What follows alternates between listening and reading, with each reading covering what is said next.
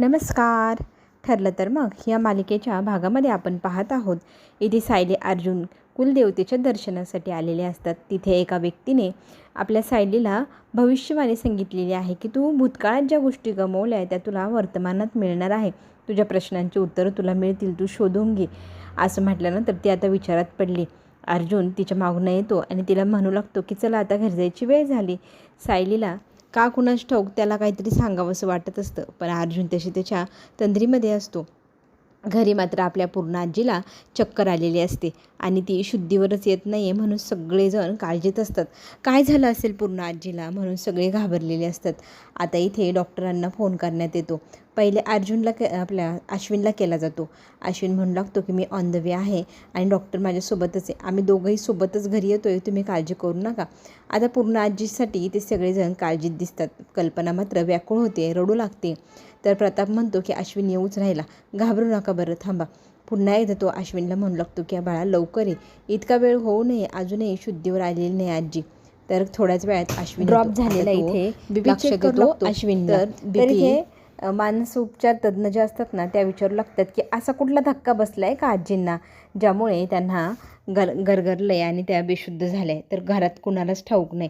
सगळेजण म्हणतात की आम्ही दुसऱ्या रूममध्ये होतो, ज्यावेळेला आम्ही हॉलमध्ये गेलो त्यावेळेला आजी खाली पडलेल्या सगळ्यांना दिसल्या. त्यामुळे त्या क्षणाला त्यांना शॉकिंग न्यूज काय मिळाली आहे आणि काय झालं काही ठाऊक नाही आहे. तर आता हे सगळं ज्यावेळेला आजी शुद्धीवर येईल तेव्हाच कळेल असं म्हणत डॉक्टर सगळ्यांना धीर देत आहे. आता जे काही होईल ते आता आजीच्या शुद्धीवर आल्यानंतरच आपल्याला पुढचं बोलणं करता येईल. तोपर्यंत आपले तर्कवितर्क सगळे व्यर्थच ठरणार. आता आपण फक्त एकच काम करू शकतो, लवकरात लवकर आजी शुद्धीवर येतील म्हणून आपण आता वाट पाहूया. अश्विनचं म्हणणं असतं थोडा वेळ वाट पाहू, जर नाही चालली ना आजी शुद्धीवर तर आपल्याला तिला ॲडमिट करावं लागेल. आणि हे सगळं बोलणं इकडे ह्यांचं चालू असतं. सायली अर्जुन रस्त्याने घरी येत असताना आता सायलीना कसले तरी तंद्रीत हरवलेली अर्जुनला जाणवते. अर्जुन तिला सतत विचारत असतो, तू काय विचार करते, तुझं मन कशात लागतच नाही आहे, तू माझ्यापासून काही लपवतेस का, किंवा तुझ्या मनातली एखादी गोष्ट असेल ती मला सांगून बघ. आता ह्या गोष्टीवरती तन्वी हाच एक उपाय आहे. आता इथे खरं तर आपली सायली विचार करत आहे की मी जर तन्वीबद्दल यांना सांगितलं, जी मुलगी मला सतत दिसत असते त्या मुलीचे भास होतात, तर ते सांगितलं ते ह्यांना माझ्यावर विश्वासच बसणार नाही. अर्जुन तिला म्हणत असतो का कुणास ठाऊक वाटतं मला, तू ना मम्माकडनं सगळी काही माहिती घेतलेली असेल मंदिराची आणि त्याच्यामुळे तुला ह्या मंदिराचा सगळा कानोकोपरा परिसर माहिती असेल आणि त्याच गोष्टीचा तू विचार करते का. तर इथे ती म्हणते नाही हो, मला खरंच इथलं काहीच माहिती नाही, मी कधीच आलेली नाही ना मधुभाऊ बरोबर ना कुणाबरोबर, मला का आठवत नाही, मला तेच कळत नाही. पण ह्या मंदिराच्या आठवणी मला जणू काही मी येऊन गेले असं जाणवते. पण आता हे कसं शक्य आहे, सायली आता विचारात पडते. आता ती म्हातारी आजी ती पण म्हणत होती की तू लहानपणी इथे यायची का. तर आता हा काय प्रकार आहे, आपण अर्जुनसोबत ह्या विषयावर बोलावं का. आपल्याला ती छोटीशी मुलगी दिसते सतत, तिचा भास होतो आणि ह्या सगळ्या गोष्टींचं आपल्या मनात उडणारी धांदळ आपण ह्याविषयी बोलून दाखवावं का अर्जुनशी. आणि ते मंदिरात भेटलेले बाबा त्यांनीही भविष्यवाणी केली, पण तिला दुसऱ्या क्षणाला लगेचच जाणवतं की अर्जुनला तन्वीचा विषय काढला की फार संताप होतो. त्यांनी तर पहिलेच सांगितलेले तन्वीचं नाटक तू फक्त आजीला बरं करण्यासाठी कर, परत ह्या तन्वी नावाच्या व्यक्तीचा आपण कधीच शोध घ्यायचा नाही. हे सगळं त्याचं बोलणं तिला आठवतं आणि मग ती सिरियसली विचार करते, जर ह्यांना सांगितलं ते हे माझ्यावर विश्वास ठेवणार नाही. पण इथे अर्जुन सतत विचारत असतो तर सायली सांगण्याचा प्रयत्न करू लागते. तितक्यातच कॉल येतो अर्जुनला कल्पनाचा. कल्पना म्हणू लागते की तुम्ही कुठे आहात, लवकर घरी या. पण काय झालं आहे, तर इथे अर्जुन विचारतो. तर आता काय सांगावं कळेना. लगेचच प्रताप तिथे येतो आणि फोन म्यूट करतो आणि सांगतो की ह्यांना काही सांगू नको, रस्त्याने इथे त्यांना घाबरवू नकोस. तर आपल्या अर्जुनला इथे आता कल्पना सांगू लागते की काय झालं नाही आहे, तुम्ही अजून आला नाही ना म्हणून मला काळजी वाटत होती म्हणून तुम्हाला कॉल केला. मग तो म्हणतो आलो आहे, घराच्या जवळच पोचतच आहे आम्ही, काळजी नको करू. बरं बरं म्हणत मग ती कॉल कट करते. आता अर्जुन आणि सायलीला घरी काहीतरी झालं आहे म्हणून डाऊट येतो. 100% काहीतरी झाले, मम्मा काहीतरी लपवते आपल्यापासनं असं अर्जुनलाही वाटते. आता पुढे आपल्याला आणखी एक चमत्कार पाहायला मिळणार. खरं तर प्रियाला ह्या जेलमधनं बाहेर पडायचं आहे, पण कसं करावं तेच तिला सुचेना. सतत ती कॉन्स्टेबलला ताई ताई इकडे या ना म्हणत हाका मारत असते आणि त्यांच्याकडनं मदत मिळवण्याचा प्रयत्न करत असते. तिला ना काही करून ना घरी काय चाललं आहे ते जाणून घ्यायचे. फोनवर ती बोलता बोलता खरं तर आजीने फोन कट केला, तर नक्की पुढे काय झालं असेल घरी. आता ती कॉन्स्टेबलला म्हणू लागते की ताई मला ना माझ्या घरी परत एकदा फोन करायचा आहे, तर काही प्रोसेस असेल तर सांगा ना. तर कॉन्स्टेबल तिच्यावर चिडते, सतत काही ना काही तुझी भुनभुन मला ना तुझा कंटाळा आला आहे. मी का तुझी नोकर नाही आहे का इथे तुझी कामं करायला, आणि तुझ्या घरच्यांना तुझ्यात काहीच इंटरेस्ट नाही. तू पत्र लिहून पाहिलं, कॉल करून पाहिलं, तुला भेटायला साधं कोणी येत नाही. बंद कर आता ही तुझी थेरं. असं म्हणत आता तिने कॉन्स्टेबलने चांगली चपराक आपल्या प्रियाला लावलेली आहे. अर्जुन सायली घाई गडबडीत घरी पोचलेले असतात. आता घरी पोचल्यावरती काय चालले म्हणून आता काळजी वाटत असताना समोरून विमल दिसते. तर विमलला ते विचारू लागतात की काय झालं बाई घरी, सगळेजण एवढे टेन्शनमध्ये दिसत होते. तर आता इथे ती सगळी स्टोरी सांगायला लागते की पूर्ण आजी चक्कर येऊन पडले, डॉक्टर आले, ते पूर्ण आजी अजूनही शुद्धीवर आलेली नाही, त्यांना कसलं तरी शॉक लागलं आहे असं डॉक्टरचं म्हणणं आहे. पण काय शॉक लागला आहे ते तर कोणालाच ठाऊक नाही. आता अर्जुन आणि सायली घाईघाईने त्या खोलीमध्ये येतात. आल्या आल्या ती आजीजवळ बसू लागते, आजीची चौकशी करू लागते. आजी एवढ्या मोठ्या वेळ कशी काय बेशुद्ध राहू शकते, म्हणून ती आता पूर्ण आजीला तन्वी म्हणून हाक मारू लागते. आजी बघ तुझी तन्वी आली आहे, उठ ना गं, तू का उठत नाही, डोळे उघड. असं म्हणत पूर्ण आजीला ती सतत हाका मारू लागते. आणि चमत्कार घडावा ना तशी घटनाही घडते बघा. आपल्या तन्वीने आपल्या पूर्ण आजीचा हातात घेतला आणि तो हातात घेतल्यानंतर ती आजीला उठ ना ग आजी अशी म्हणत हाक मारू लागते. आणि पूर्ण आजीची बोटं हळूहळू घट्ट मिठी वळवण्यासाठी सायलीच्या हातात घट्ट मिठी मारतात. आणि मग तन्वी म्हणून सायली आता पूर्ण आजीकडे पाहू लागते. आणि लगेचच मग तुमची तन्वी तुमच्यासमोर आहे. आम्ही किती हाका मारत होतो पूर्ण आजी तुम्हाला, तुम्ही उठल्या नाही. तन्वीने हाक मारल्या लगेच कशी तुम्हाला जाग आली. मग इथे ना पूर्ण आजी म्हणते माझी लाडकी नातसून मला लाडकीच आहे, पण माझी तन्वी ही नाही, ही तर आमची सायली. असं म्हणत आजीने सगळ्यांना पुन्हा एकदा शॉक केले. आता आजी भानावर आली हे लक्षात येतं डॉक्टरांना. डॉक्टर म्हणतात तुम्ही हिला ओळखतात का, तर म्हणे हो, ही तर आमची सायली आहे. मग तन्वी, तर इथे आजी आता स्टोरी सांगू लागते. आमच्या घरामध्ये ना एक दुष्ट मुलगी घुसली होती, प्रिया नाव तिचं, आणि ती तन्वी बनून आमच्या मनाशी खेळत होती. तिने कितीतरी दिवस आम्हाला तन्वी म्हणून खेळवलं. ती मुलगी दुष्ट होती, चांगली नव्हती.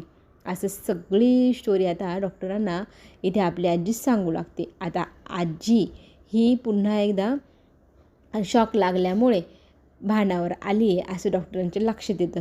डॉक्टर इकडच्या तिकडच्या गोष्टी करतात आणि मग विचारू लागतात की तुम्हाला चक्कर कशी काय आली. तर डॉक्टरांना आजी सांगू लागते मी हॉलमध्ये होते आणि तिकडे काय झालं मला काही नीटचं आठवत नाही आहे, आणि त्याच्यानंतर आता उठले तर मी ह्या खोलीत आहे. तर लगेच डॉक्टर म्हणू लागतात तुम्ही ना तुमच्या मेंदूवरती जास्त जोर देऊ नका, जास्त आठवण्याचा प्रयत्न करू नका. आता तुम्ही फक्त आराम करायचा. तुम्ही आता पूर्णपणे बरे आहात, काही टेन्शन करायची काळजी करायची काही गरज नाही. असं म्हणत आजीला मग आता आराम करायला सगळेजण सांगतात आणि बाकी सगळेजण खोलीतून बाहेर जातात. डॉक्टर आता बाहेर आल्यानंतर सांगू लागतात की आजी आता बरी आहे.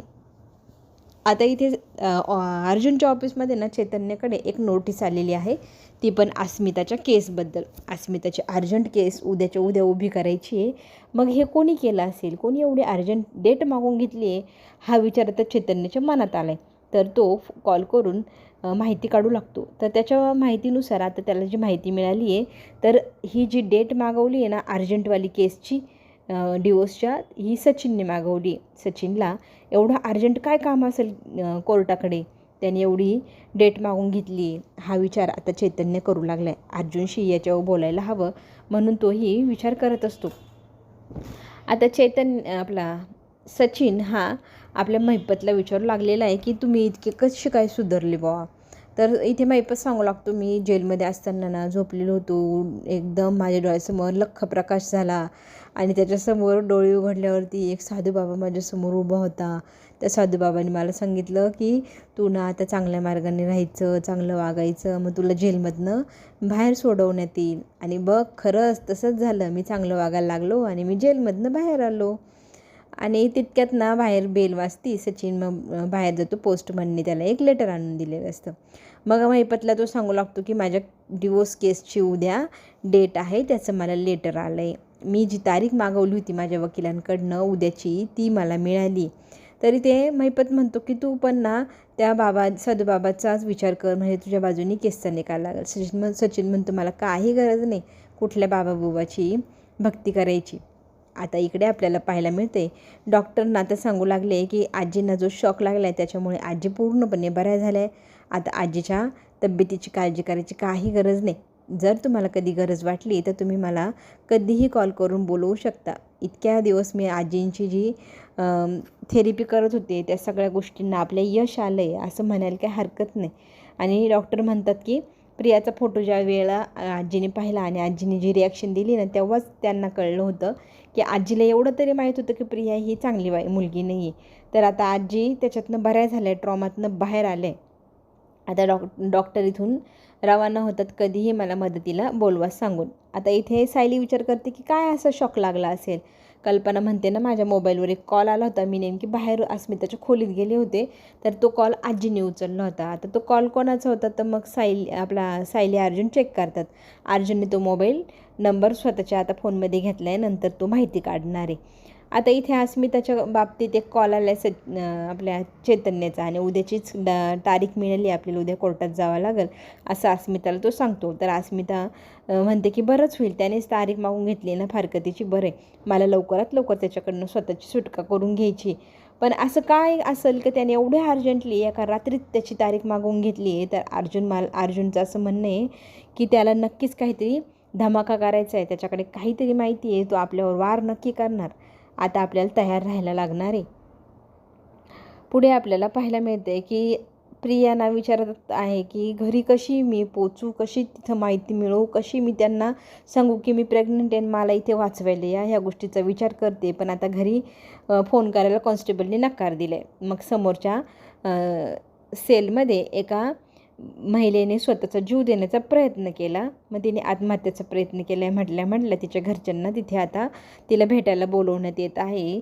ही घटना तिने पाहिल्यानंतर तिला लगेचच क्लिक झालं, अरे वा मी पण अशा आत्महत्येचा प्रयोग केला तर माझेही घरचे मला भेटायला नक्कीच हॉस्पिटलला येतील, तेव्हा मी सगळ्यांना सांगेल मी प्रेग्नेंट आहे. आयडिया, आता तिच्या डोक्यात एक आयडिया आली आहे जेलमधनं बाहेर जाण्यासाठी. आता सायली आणि अर्जुन जी बॅग पॅक करून घेऊन गेले होते ना तिचं अनबॉक्सिंग करताय.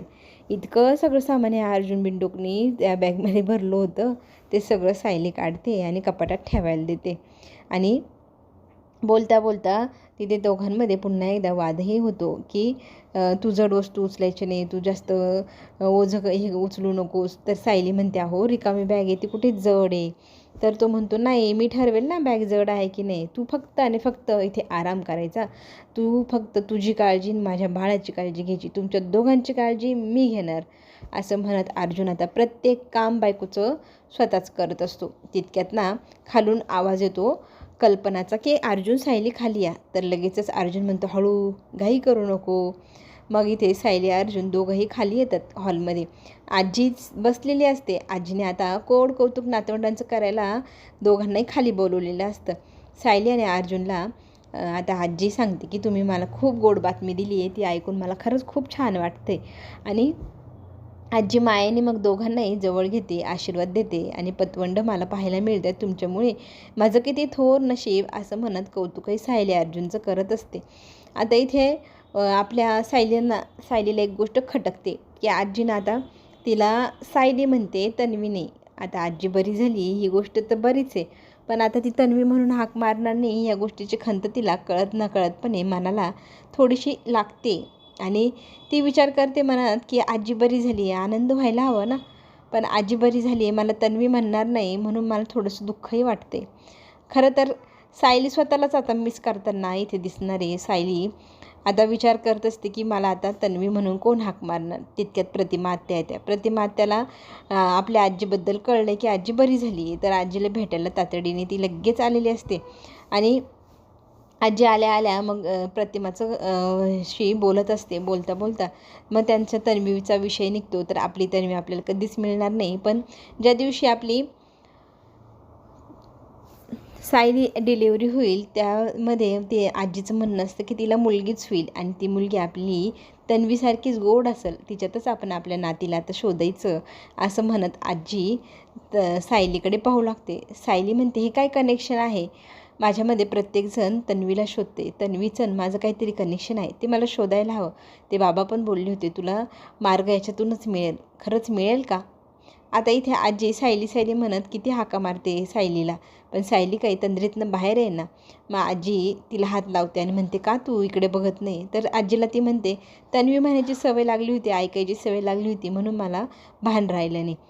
आता पुढील भागामध्ये प्रोमोत आपल्याला पाहायला मिळतं की अस्मिताची जी फारकतीची केस चालू झाली त्याच्यामध्ये आता इथे वकिलांनी तो व्हिडिओ दाखवला आहे, ज्या व्हिडिओमध्ये सायली म्हणते की याच्याकडनं रगड पोडगी घे. तर वकील म्हणतात की तुम्ही असं का बोललात? तर इथे माझ्या नंदेचा नवरा तिला फसवतो, ह्या गोष्टीमुळेच आम्ही तिला असं करायला सांगितलं आणि तो चांगला माणूस नाही हेही मला कळलं. आता इकडे आपल्याला पाहायला मिळणार की प्रिया जेलमधनं बाहेर पडण्यासाठी स्वतःचा जीव देण्याचा प्रयत्न करते, हाताचे नस कापते आणि बाहेर पडण्याचा प्रयत्न करते. चला तर मग पुढे नवीन नवीन ट्विस्ट येणार. प्रिया आणि सचिन काय काय वादळ आणतायत ते आपण पुढील भागात पाहूया. तोपर्यंत घेऊ छोटीशी विश्रांती.